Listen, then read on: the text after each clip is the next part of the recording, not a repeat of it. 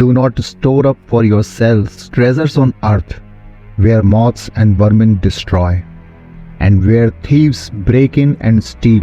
But store up for yourselves treasures in heaven, where moths and vermin do not destroy, and where thieves do not break in and steal. For where your treasure is, there your heart will also be. Once upon a time, in a small town, not too far from their old university, a group of highly accomplished alumni decide to pay a visit to their former professor. As they settled into the professor's cozy living room, their conversation quickly turned to the stresses and challenges of their busy lives. One by one, they shared their tales of demanding jobs, never-ending deadlines, and the constant hustle and bustle of life in the modern world. They lamented the relentless pursuit of success, which often left them feeling drained and overwhelmed. Sensing the heaviness in the room, the wise teacher, with a warm smile, suggested a simple but thought-provoking exercise. He got up from his comfortable armchair and strolled to the kitchen, returning with a steaming pot of freshly brewed coffee and an array of cups. These cups were a diverse collection, ranging from porcelain and plastic to glass and crystal. Some were plain and ordinary, while others were ornate and exquisite. With a graceful sweep of his hand, the teacher invited his guests to help themselves to a cup of coffee. As the aroma of the freshly brewed brew filled the room, the alumni eagerly approached the table, each selecting a cup that caught their eye. Some chose cup made with delicate porcelain, while others opted for sturdy plastic. A few went for the simplicity of glass, and a couple couldn't resist the allure of crystal. With their cups filled to the brim with coffee, they returned to their seats, anticipation gleaming in their eyes. The room was filled with the comforting scent of coffee, and the professor began to speak. "Have you noticed," he asked, "that all the beautiful cups have been claimed, leaving only the simplest and cheapest one behind?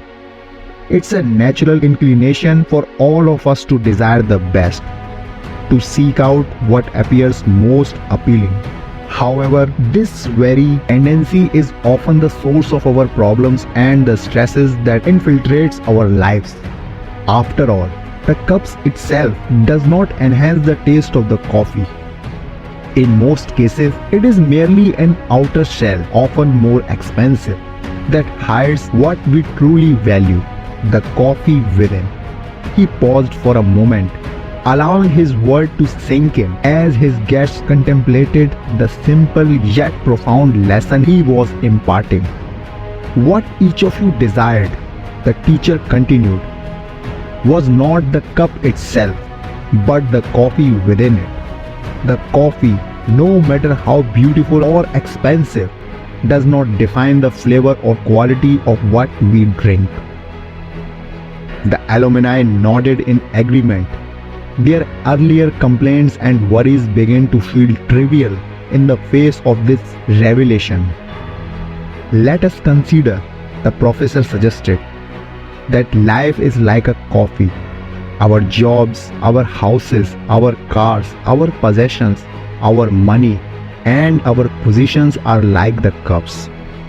Just as the type of cup we choose does not alter the essence of the coffee, the external trapping of our lives, our possessions and status do not determine or change our quality of life." A profound silence filled the room as the alumni absorbed the wisdom of their former teacher. They realized that their pursuit of material success, the desire for the shiniest and most expensive cups, had caused them to overlook the true essence of life, the coffee that brought joy, fulfillment, and purpose. As they sipped their coffee from cups, both plain and fancy, They understood that the external trapping of lives were secondary to the experiences, relationships, and moments that truly mattered.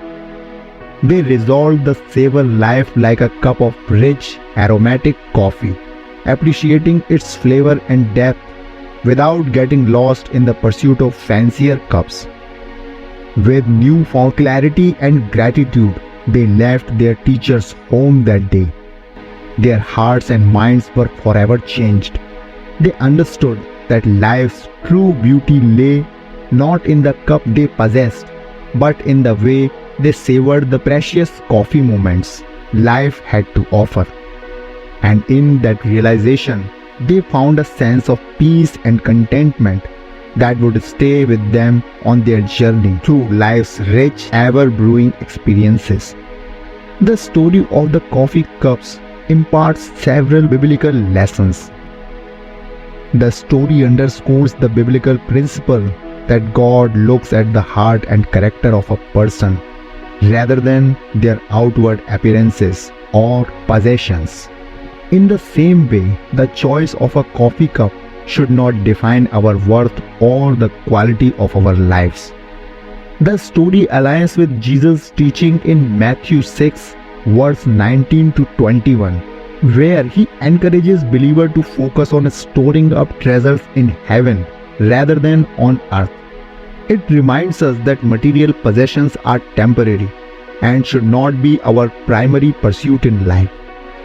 The story encourages contentment and gratitude, echoing the Apostle Paul's word in Philippians 4 verse 11 and 12, where he speaks of learning to be content in all circumstances. It emphasizes finding joy and fulfillment in the simple moments of life. Proverbs 27 verse 19 reminds us that our lives are a reflection of our hearts. The story emphasizes that the true essence of life lies within us and is not determined by external circumstances or possessions. 1 Timothy 6 verse 6 speaks of godliness with contentment as great gain. The story teaches us to seek inner riches such as peace, joy, and contentment rather than the pursuit of material wealth. In essence, the story encourages us to prioritize the condition of our hearts, cultivate contentment, and seek lasting treasures that are not defined by material wealth or external appearances. It reminds us that the true essence of life is found in our relationships, experiences, and our relationship with God, rather than in the pursuit of worldly possession.